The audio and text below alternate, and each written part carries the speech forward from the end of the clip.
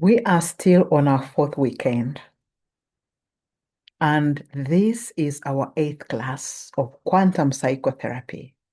And our topic today is soul sickness and energetic imbalance as the root of all problems.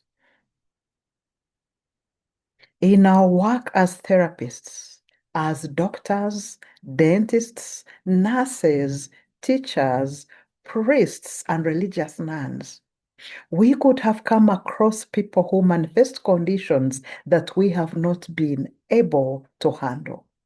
And one might appear to be going through the motions, performing daily tasks, but with a visible lack of shine or vibrancy in their eyes and presence. Have you come across such a person? Or have you come across a person who shows up as a hollowed out version of themselves? Or one who is restless, irritable, and reacting with disproportionate anger or frustrations to minor inconveniences because their internal world feels out of sync? Or you may have come across one who may overcompensate by trying to run the whole show or managing how others see him or her to hide his or her internal void. Or you might have come across an individual who may become prey to misery, frequently complaining about workload, frequently complaining about relationships, and frequently complaining about life circumstances, often playing the victim in stories he or she tells herself or himself. Or you might yet have found or come across another individual who appears withdrawn or distant, avoiding vulnerability and keeping even loved ones at a distance to protect themselves or herself, her fragile inner state. And they are those, even when surrounded by people, we show up as desperately alone, finding conversations shallow and lacking any real depth or connection. Because our internal world feels chaotic, we may show up as overly controlling of external outcomes, people, and situations to gain a false sense of security. And we may often present with vague physical symptoms like chronic fatigue, constant headaches or dizziness that have no clear medical cause but stem from spiritual or emotional anemia.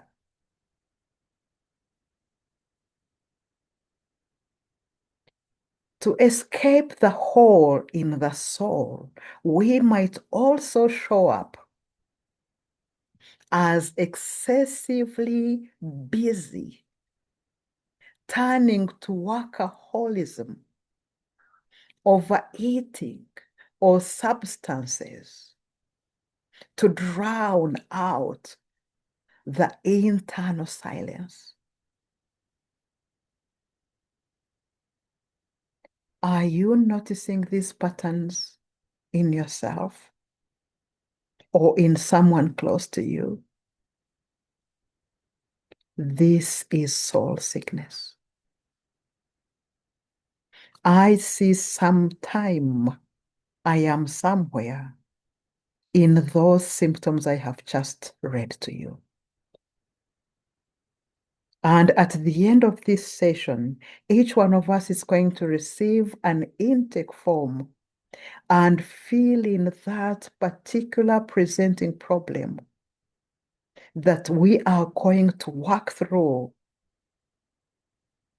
to assess and to do a treatment plan for.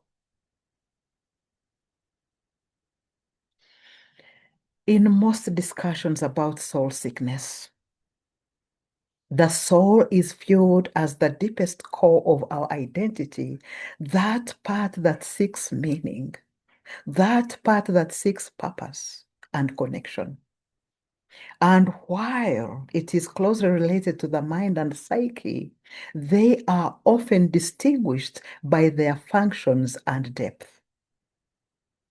The soul, mind, or psyche, these terms overlap, but modern perspectives often separate them.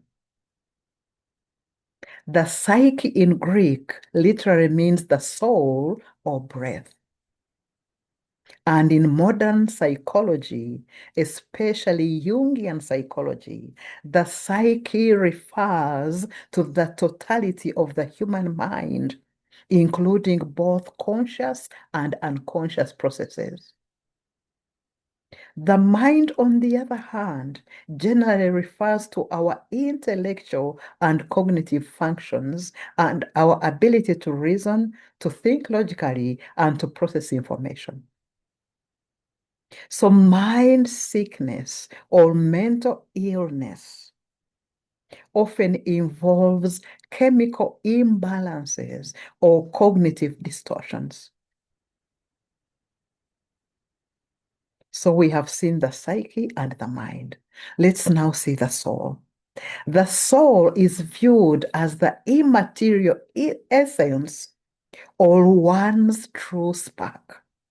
And unlike the mind, which reacts to the world, the soul is said to observe and connect. So, soul sickness occurs when the soul feels starved of meaning, or when the soul feels disconnected from a higher purpose. When someone is soul sick, they may have a healthy, high-functioning mind or intellect, but still feel profound empty ache. And that's me.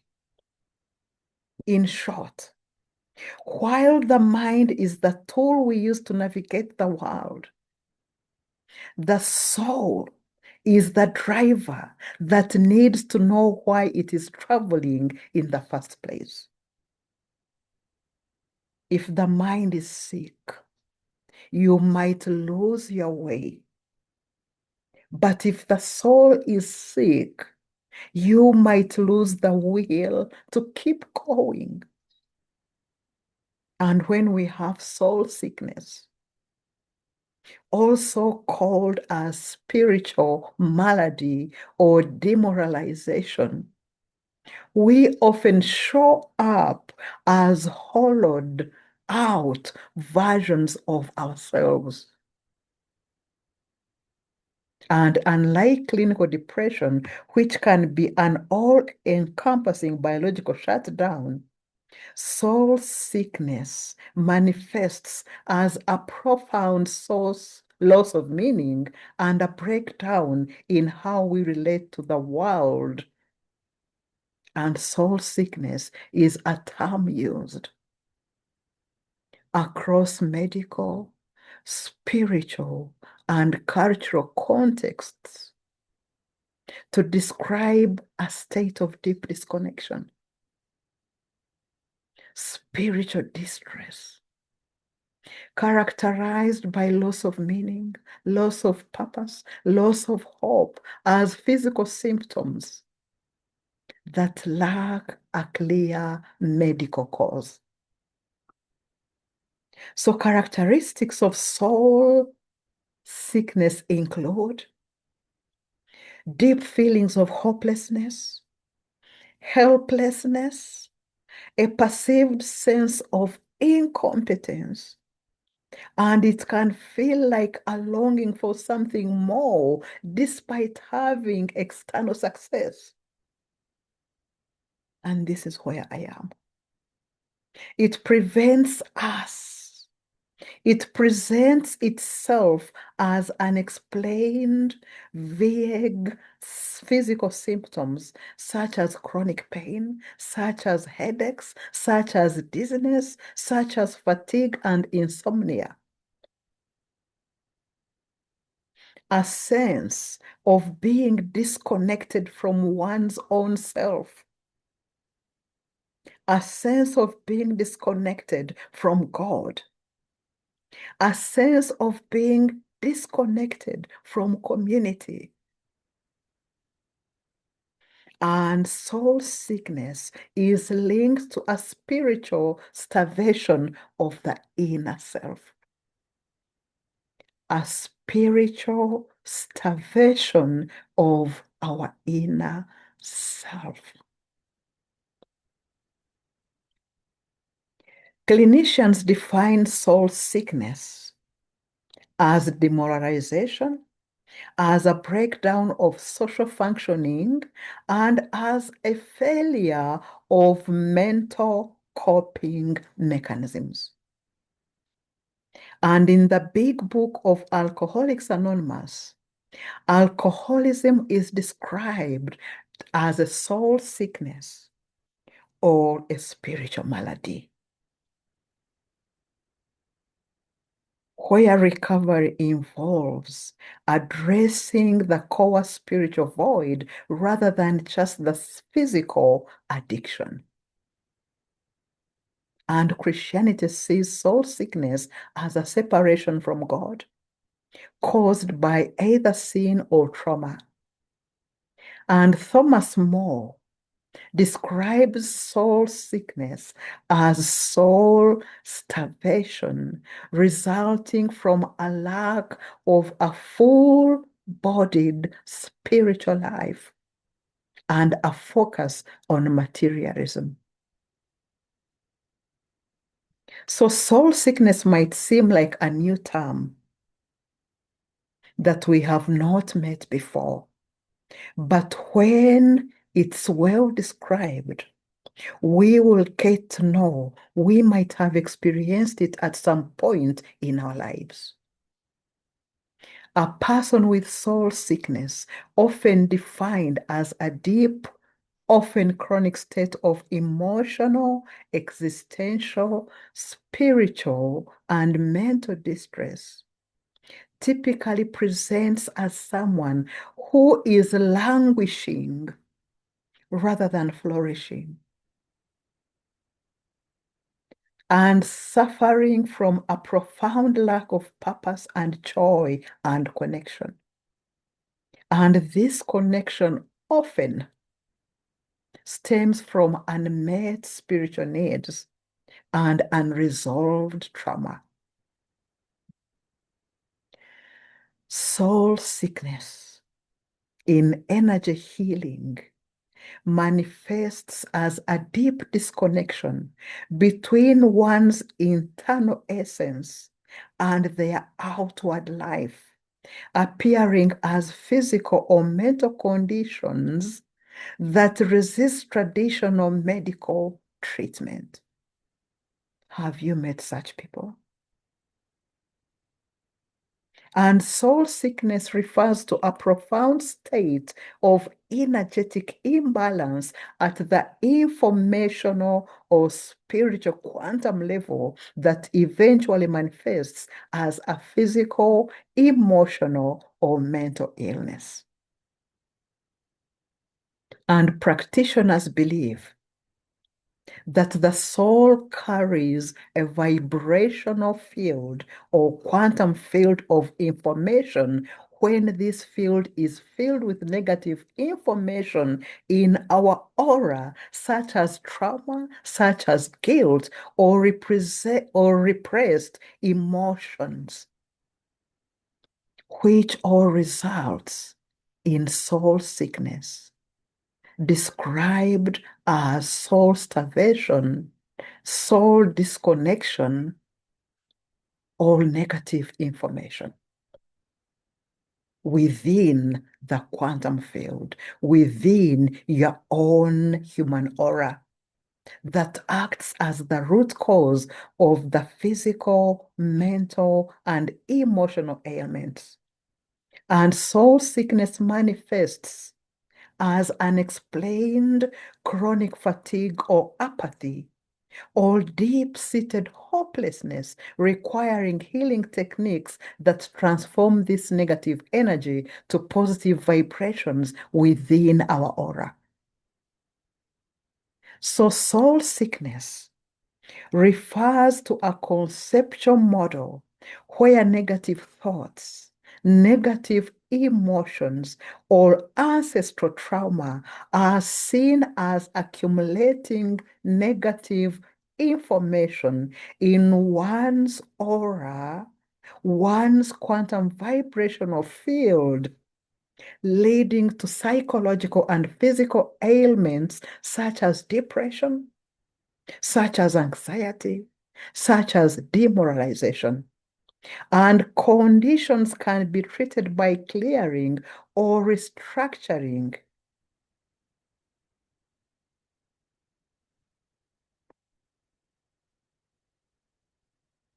This negative information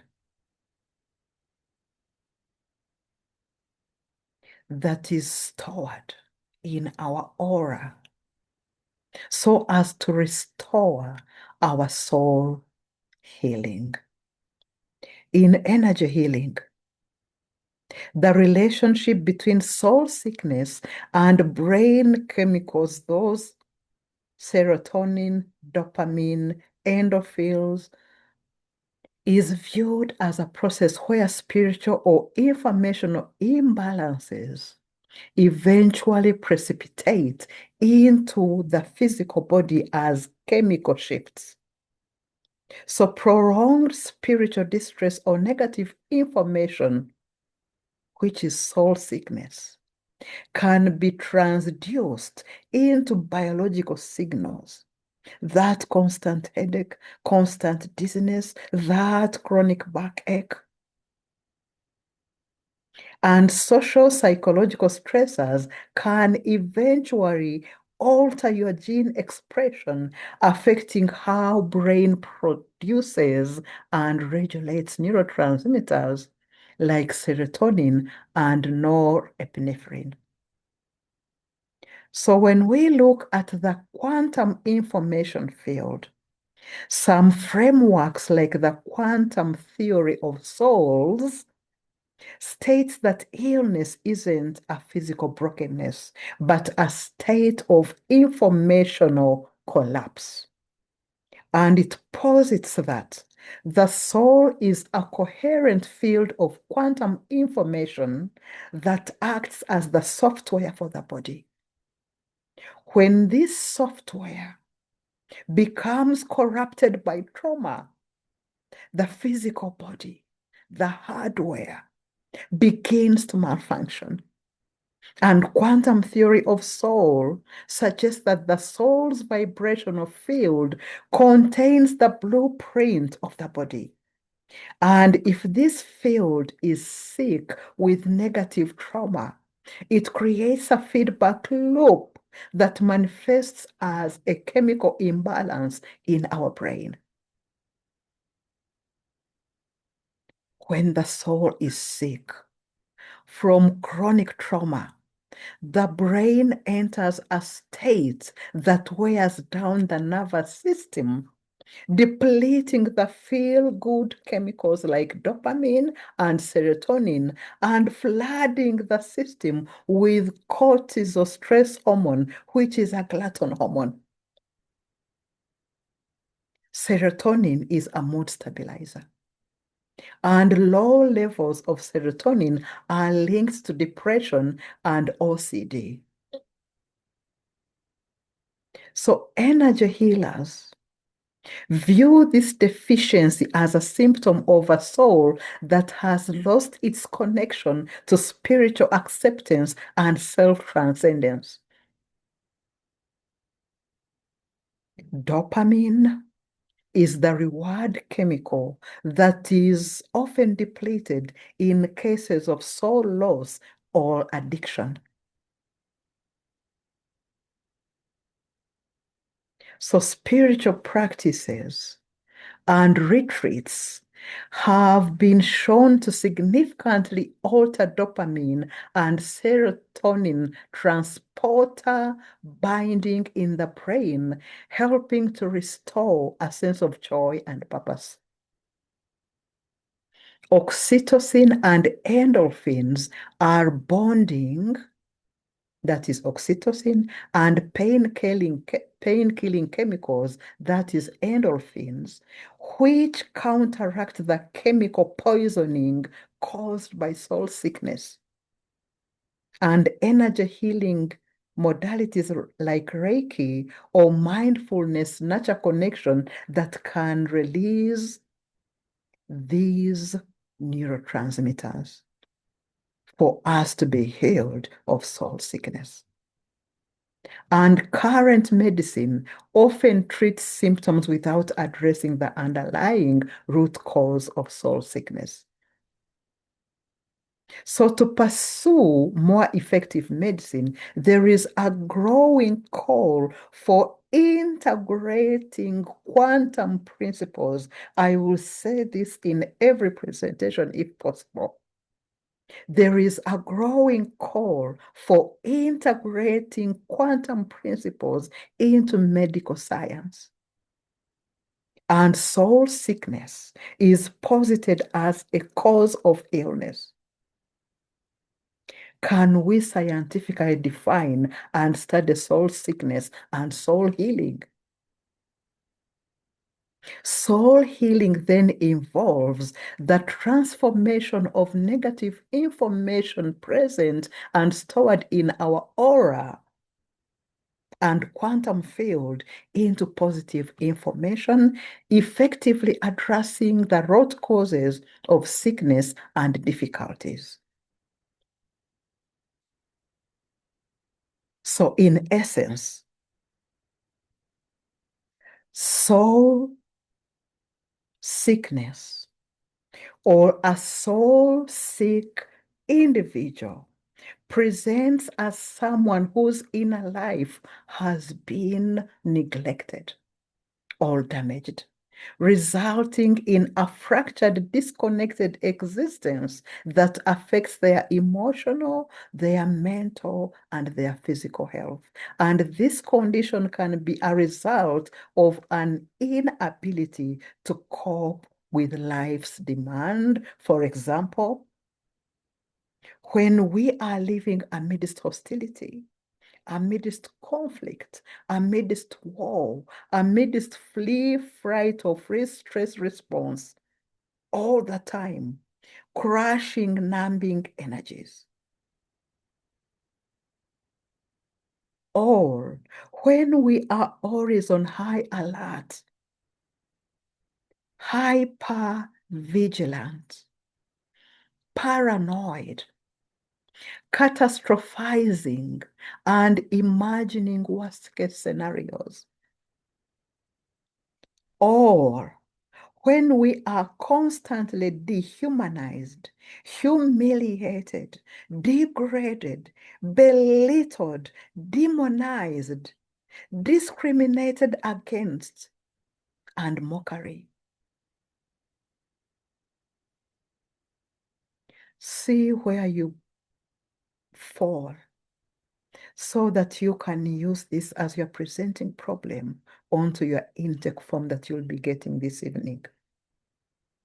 Or when we are holding grudges with bitterness, manipulative, and unforgiving.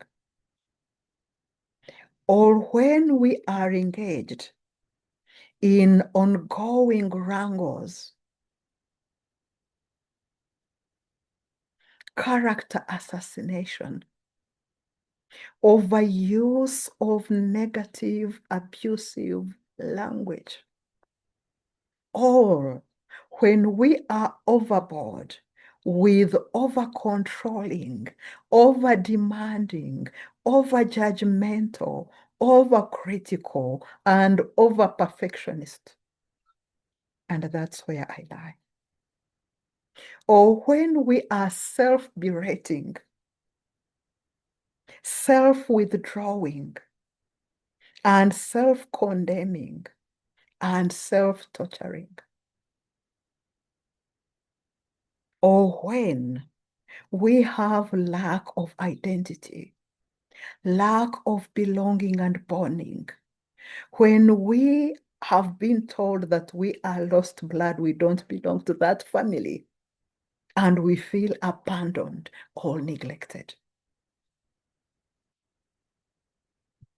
Now let us look at the causes of soul sickness. And the first cause of soul sickness is negative information. And this includes negative thoughts, negative emotions, negative speech, negative actions, which are theorized to leave a persistent informational print. Allow me to ask you this very sentimental and personal question. Every human being has thoughts and emotions. And we find ourselves most of the time thinking negatively and encouraging negative emotions.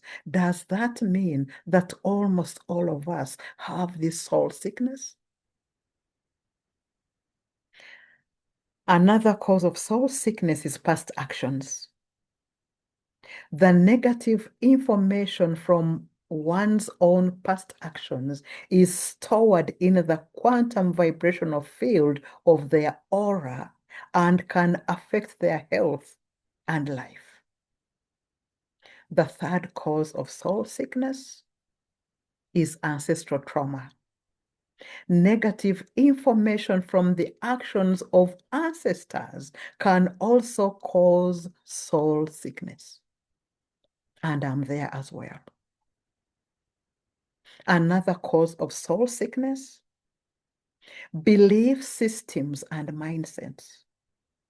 Negative information can also stem from restrictive self-beliefs. Those belief systems, I'm not good enough, I'll never amount to anything. All social norms and mindsets that are inherent from one's environment. Another cause of soul sickness is disempowerment or power loss. Vital life force is depleted or is stolen by toxic external influences. Toxic relationships in codependent dynamics, a person may unconsciously give away their soul to keep the peace, resulting in a loss of self-identity and personal agency. By this, I mean when we find ourselves giving our power away by people-pleasing, by seeking external validation. When we give our power away, that is power loss, that is disempowerment, and it is a cause of soul sickness. Narcissistic abuse is another cause of soul sickness. Victims of narcissists often describe a unique inner brokenness and a feeling that they haven't been the same since that relationship with a narcissist began. Another cause of soul sickness is spiritual demoralization. Modern energy healing frames this as a breakdown of hope, a breakdown of meaning. Another cause of soul sickness is corporate burnout. A frenetic lifestyle focused solely on secular value, how you want to be seen by other people, That sickless state marked by cynicism, by apathy, and by an inability to feel joy. Another cause of soul sickness is lost soul syndrome. When you feel, or when I feel as an outsider or a drifter who has no sense of purpose, no sense of belonging, often leading to nihilism, simply existing and not living at all. Another cause of soul sickness is soul loss. And trauma can cause a piece of your essence to flee to survival in order to survive the pain. Traumatic events is another cause of soul sickness. A sudden flight from a car accident, from a bitter divorce, or death of a loved one can lead to soul loss. Post-traumatic stress disorder is another cause of soul illness. Many veterans of war return from war feeling hollowed out or like the walking wounded, which practitioners view as a literal loss of soul parts during combat trauma. Addiction is another cause of soul sickness. Chronic substance abuse is often seen as a symptom of trying to fill the hole in the soul created by an early adulthood neglect or abuse. That lack of identity, that lack of belonging, that feeling low.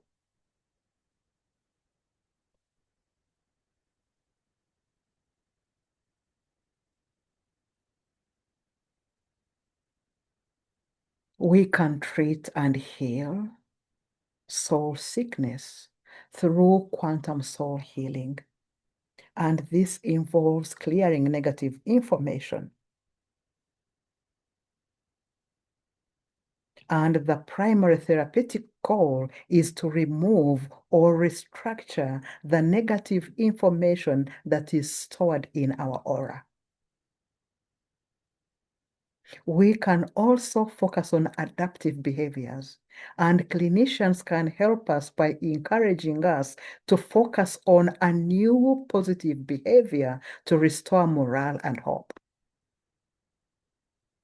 And holistic approaches used by some models suggest that treatments can restore balance to our aura when we elevate and evolve in our consciousness. So briefly, I'm going to go through the therapies for healing soul sickness, only in brief, because we will meet this later in one of our other weekends, where we will go deep into these of the therapies step by step. So the first are the spiritual practices.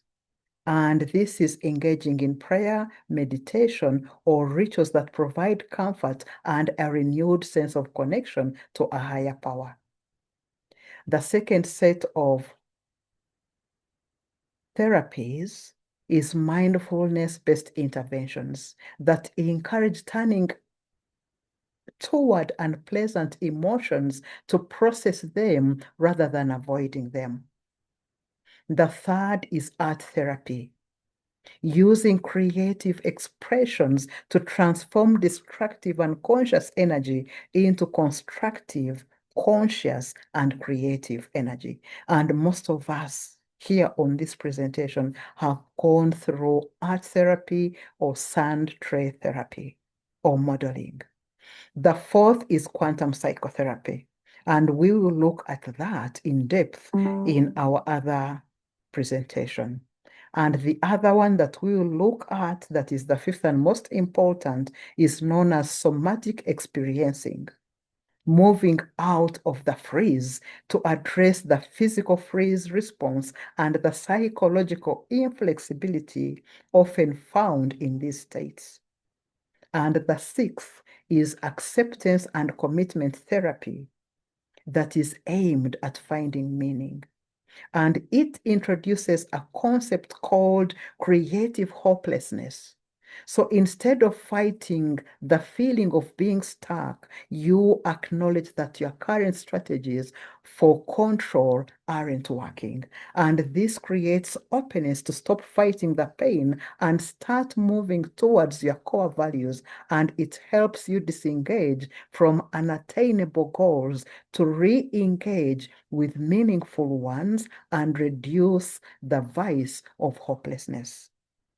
The seventh one is authentic resonance therapy, and it is an approach designed to connect individuals with their true authentic selves, and it facilitates a deep healing by aligning the mind, body, and spirit, often described as a soul-based or transpersonal therapeutic model focused on healing through the soul to foster deeper, authentic, and resonant connections within the self and with others.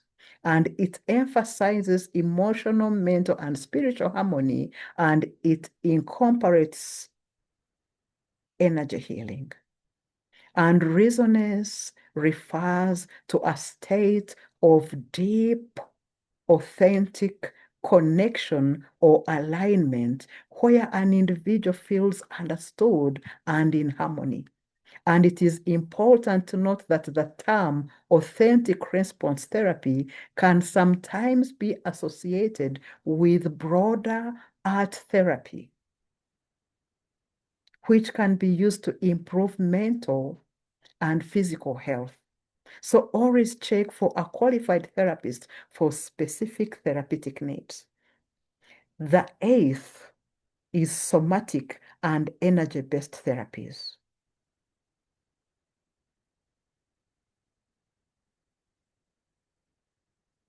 And as I've said, we will look at these therapies in depth in one of our weekends.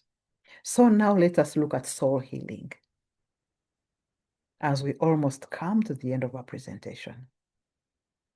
Soul healing of soul sickness through quantum psychotherapy addresses the root causes of life's challenges by transforming negative information, by transforming disorder,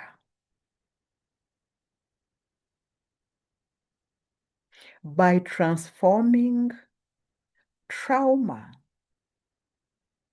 or disconnection that is stored in our aura.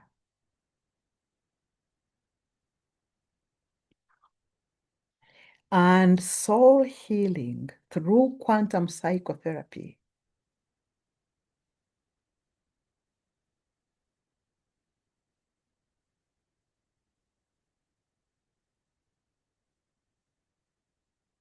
integrates mind, body, and spirit to reverse ailments, to reduce stress, and restore balance through techniques like meditation, intention, and energy work, complementing traditional medical practices. I repeat it.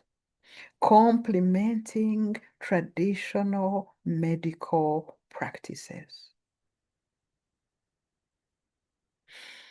Quantum psychotherapy for soul healing is considered a necessary complement to physical medicine, addressing the root causes like trauma, soul loss, disconnection, or guilt. And techniques include repentance, spiritual meditation, and retrieving lost aspects of the self through various therapeutic practices. And in quantum psychotherapy, soul healing focuses on the informational level of existence, believing that the soul is a repository of information that directs both energy and matter. And by transforming negative information into positive vibrations, practitioners resolve deep-seated psychological and physical trauma. So when we look at the core concepts of soul healing in the quantum psychotherapy way, we are looking at information-based reality. We are looking at the definition of soul sickness, which we have already seen. We are looking at the manifestation process. We are looking at the non-locality entanglement and the observer effect and resonance and coherence. And healing occurs by creating quantum coherence, restoring harmony within the body's energy field through vibrational tools. So the key aspects of soul healing are forgiveness and reprogramming, assessing the higher self, spiritual reconnection, and inner healing and emotional release. And repentance and transformation.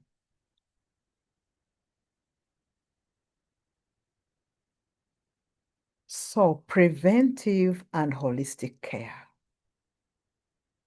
Addressing soul sickness involves shifting from a purely material focus of the particle to one that includes the emotional and spiritual dimensions of the wave. And it is considered urgent for overall well-being and can complement conventional medicine. So the process of healing takes time and is often described as moving from a state of brokenness or stuckness to a state of wholeness, requiring intentional action and sometimes professional guidance. Thank you very much for listening to this presentation. And the question I leave you is, where have you witnessed soul sickness, either in yourself or in the people you serve or live with? And what insights are you receiving on how to handle soul sickness?